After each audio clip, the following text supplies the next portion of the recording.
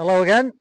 Well, I'm just down here at my local sports club, and as you can see, beautiful surroundings, a lovely place to do a bit of filming, especially on a lovely sunny day like today. Quite windy, but you might not pick that up on the microphone.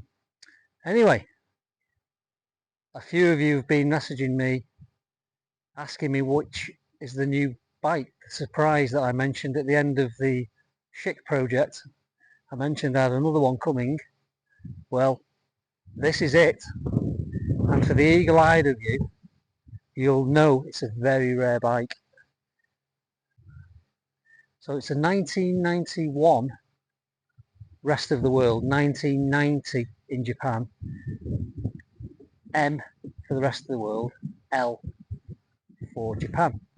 So it's we'll talk about it, where it came from. So it's a 1990 L SP.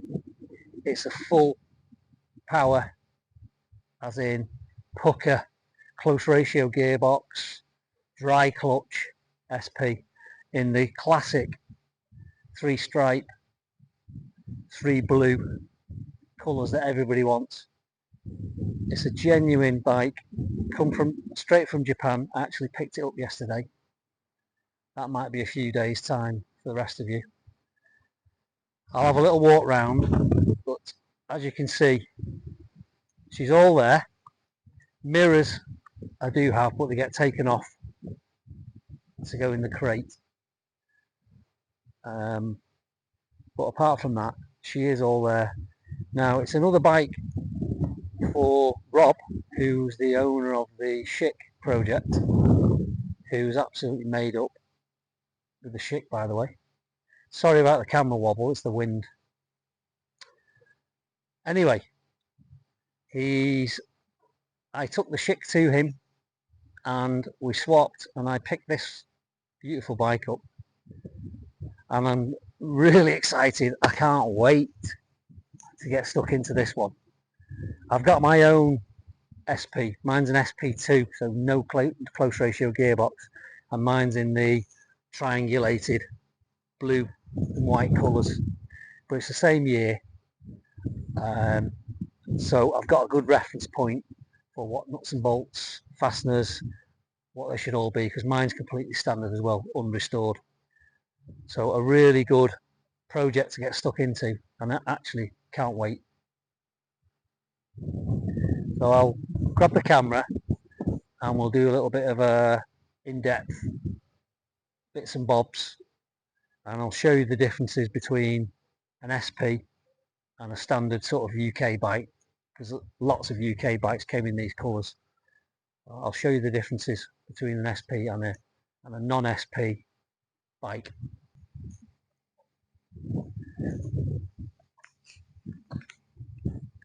So if we start at the front,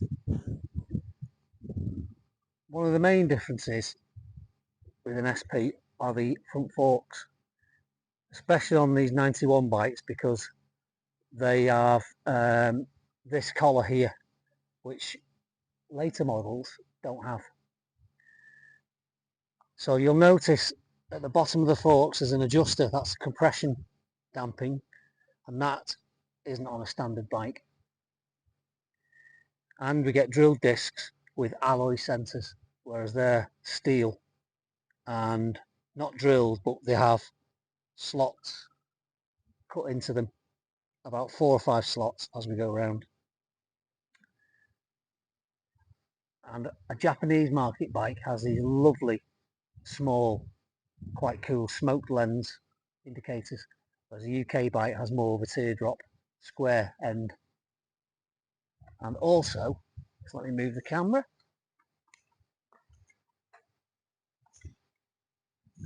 You'll notice an SP always has black number boards. So there's a number board on the front, obviously the headlights in there, and they have sports production. Now my sports production, I've got a photo of this, has, because it's an SP2 with a normal gearbox, my sports production has a 2 at the end of it. So that's another difference. I'm having to hold the camera. It's just too windy. The stand just blew over. Anyway, this difference is slightly harder to spot, but the bottom yokes are aluminium on an SP, whereas on a standard bike they're cast steel. All for lighting purposes, I guess. So as we move around, nothing too dissimilar. Clocks wise are all exactly the same. Switch gears the same.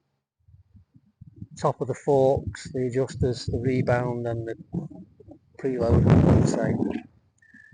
But if we move down to the side here, to the side of the engine,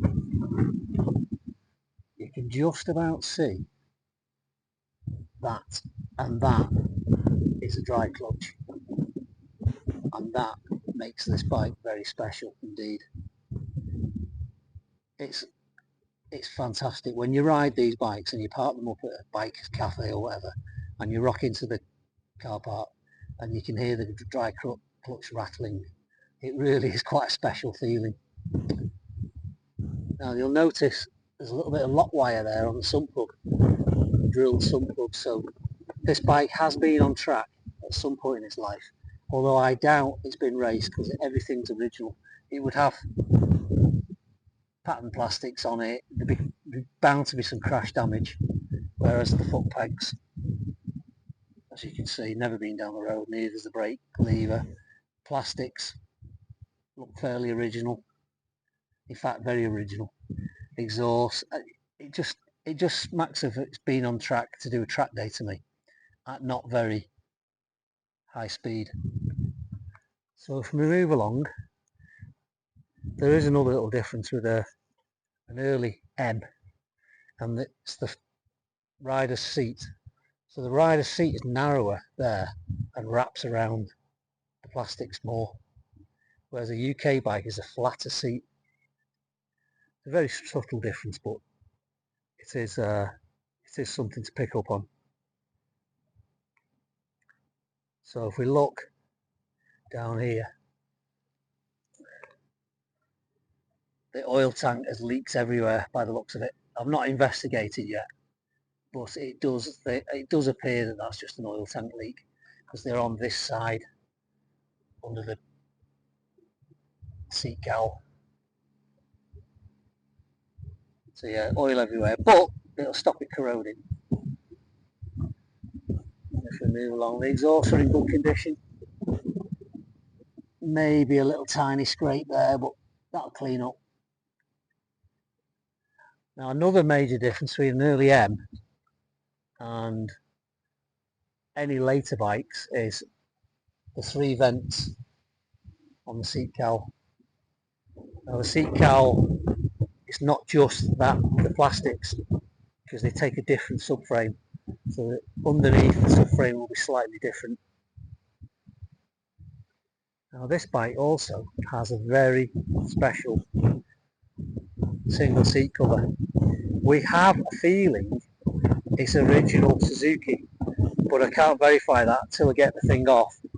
If there's any codes underneath, production codes, like you get inside the fairing, that could prove or disprove that fact. So as we move around, something I'm going to an uncut mudguard, which is always good to see, and there's the chassis number, the original manufacturer's barcode, so it states the model RGV250-SP, and the colourway is a 3SH. So I'm under strict orders that slightly wonky barcode sticker has to stay on and has to be original. So I'm having a little think about that. I might have to steam it off, preserve it, and then stick it back on, because these plastics will need some heat gun and clean up treatment. As we move around, there's a bit of something must have been to stop it rattling there. I can actually take it out. So there's the remote reservoir with a lot of Japanese writing on there. I don't know what it says.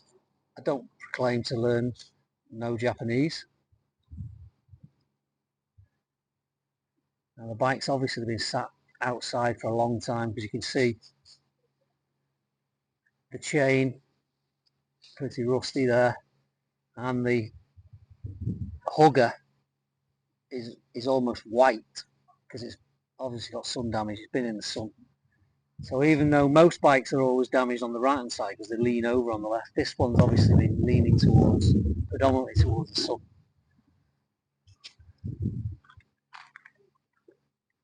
And then we've even got down there, this is how original the bike is, we've even got the overflow hose from the airbox.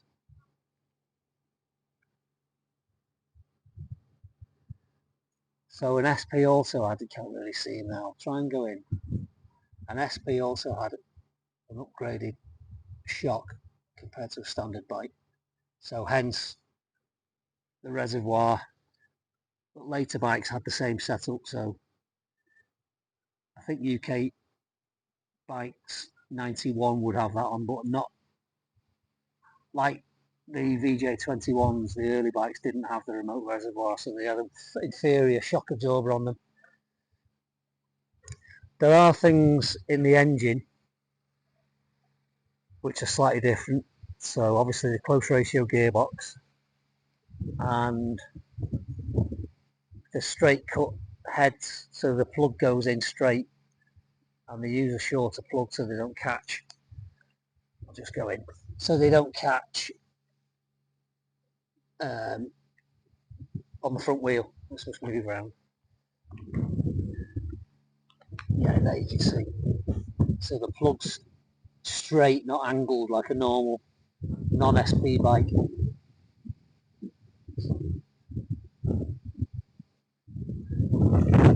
But all in all, it's I would say a totally original bike by the looks of it. It's not crying out that it's been in bits or it's been raced and put back together. It just, all the bolts standard, nothing seemed out of place. So it's going to be a light restoration, this bike. Obvious things like the forks, I'm going to have to strip those because they're rusted on the stanchions, so they're getting stripped and re-chromed, only because they have to be. Can't leave them like that. Things like the headlight subframe, rusty, so they'll get blasted and painted. We're going to paint rather than powder coat because that's what would have originally been done at the factory. Everybody tends to use powder coat, and I did use powder coat on the shit because it's a beautiful finish.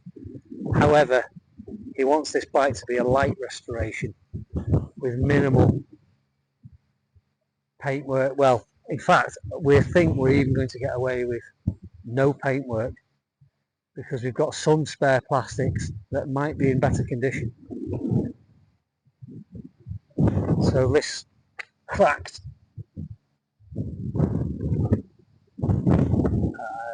seat cowl, we've got a better one in exactly the same colours off exactly the same bike. So